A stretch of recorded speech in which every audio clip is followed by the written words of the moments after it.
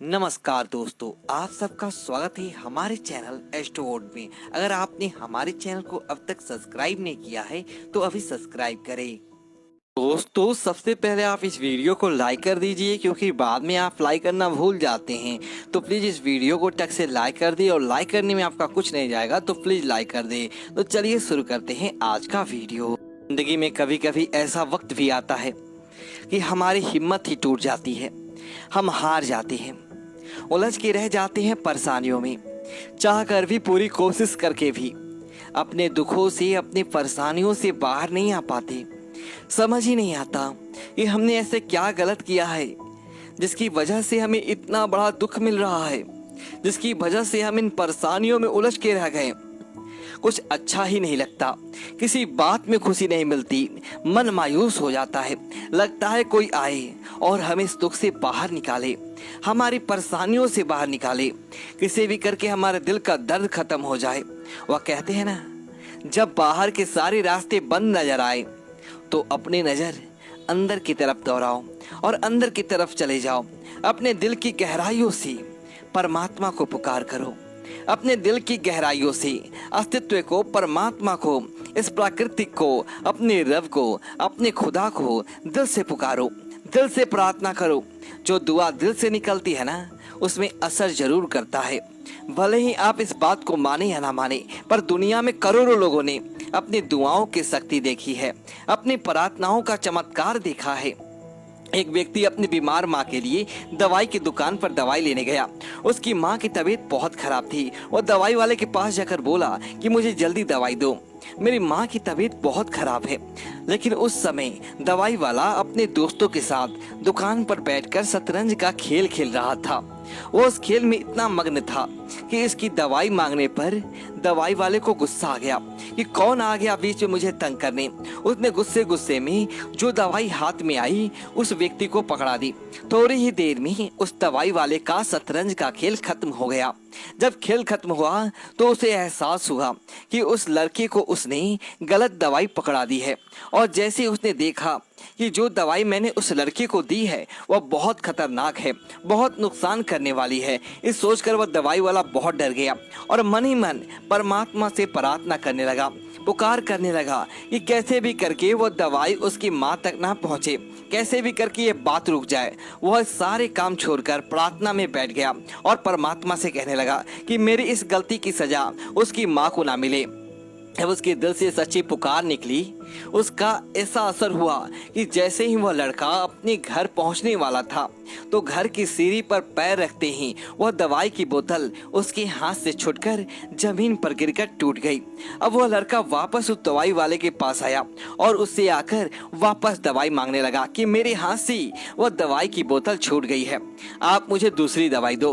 उसकी यह बात सुनकर वह दवाई वाला हैरान हो गया कि परमात्मा कैसी रक्षा करता है, कैसे हमारी प्रार्थना को सुनते हैं। फिर उस दवाई वाले ने उससे सही दवाई देकर कहा कि मुझे इसे पैसे नहीं चाहिए, आप ये दवाई अपने माता जी को पिलाइए, वह जरूर स्वस्थ हो जाएंगी। जहाँ पर इंसान को यह लगता है कि मेरी ताकत नहीं चलेगी, अब मेरी बस की बात नहीं है, जहाँ यह लगता है कि अब मैं कुछ नहीं कर सकता हूँ, फंस गया हूँ, तो कहते हैं ना, जो बात दवा से नहीं बन सकी वह बात दुआ से होती है। कई बार जो बात हमारी ताकत से नहीं हो पाती, हमारी दुआओं से हो जाती है, हमारी प्रार्थनाओं से हो जाती है। एक बार एक बुजुर्ग व्यक्ति एक नदी किनारे बैठे हुए थे। उन्होंने देखा कि नदी से एक कछुआ बाहर निकल कर आया है। इसकी पीठ पर एक बिच्छू सवार होकर आया है। कछुए की पीठ पर बैठकर वह बिच्छू उसके साथ जा रहा था। वह बुजुर्ग व्यक्ति भी उस कछुए का पीछा करने लगे कि देखिए यह कहाँ जाता है। वहीं पर एक पेड़ के नीचे एक नौजवान लड़का परमात्मा को प्रार्थना कर रहा था, उसमें डूबा हुआ था, उसे होश ही नहीं था। उस बुजुर्ग व्यक्ति को लगा कि कहीं यह बिच्छू इस नौजवान लड़के को काट ना ले, अगर इसे काटने जाएगा तो मैं पहले ही इसे रोक दूंगा। लेकिन वहां पर पास में एक काला सांप बैठा था जो उस नौजवान लड़के को डसने के लिए बैठा था। इतने में बिच्छू भी वहां पहुंच गया।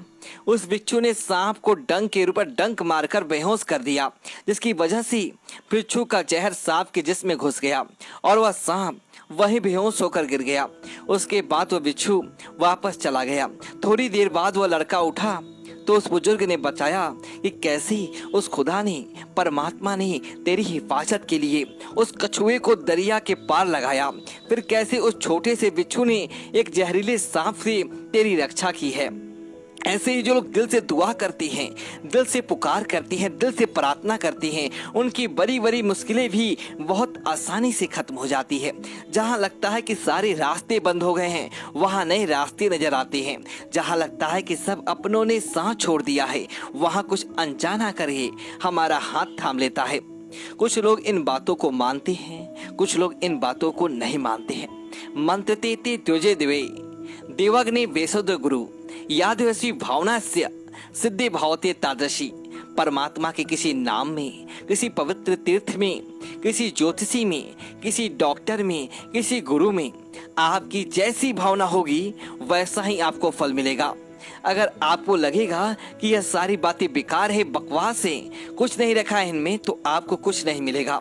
पर अगर आपको विश्वास है कि यह चीजें मेरी जिंदगी में चमत्कार करती है, असर करती है, तो वह चीजें आपकी जिंदगी में जरूर असर करती है। यदि आपको अपने वैद्य के ऊपर, डॉक्टर के ऊपर विश्वास ना हो, आपको लगे कि यह कुछ नहीं जानता, ये कैसे मुझे ठीक कर सकता है, तो वो आपको कभी ठीक नहीं कर सकता। अगर आपको उसके ऊपर विश्वास है कि यह मेरे रोगों को बहुत अच्छे से समझता है, यह जरूर मुझे ठीक कर सकता है, तो उसकी दवाई आपको जरूर असर करेगी। सारा खेल आपके विश्वास का है। आप मानते हैं तो आप पाते हैं, अगर आप नहीं भी मानते हैं तो किसी को कोई फर्क नहीं पड़ता। अगर आप प्रार्थना की शक्ति में नहीं मानती तो इसके लिए कोई आपसे लड़ने नहीं आएगा, कोई आपको समझाने नहीं आएगा। पर मैं इतना जरूर कहना चाहूंगा कि दुनिया में करोड़ों लोग जो दुआएं करते हैं, प्रेयर्स करते हैं, प्रार्थना करते हैं, अरदास करते हैं, उन लोगों ने जो पाया है, जो जाना है, वह झूठ नहीं है। दोस्तों, यदि आपको वीडियो अच्छी लगे तो वीडियो को लाइक करें और कमेंट बॉक्स में जय महाकाल लिखिए और हमारे चैनल को सब्सक्राइब करें। धन्यवाद दोस्तों।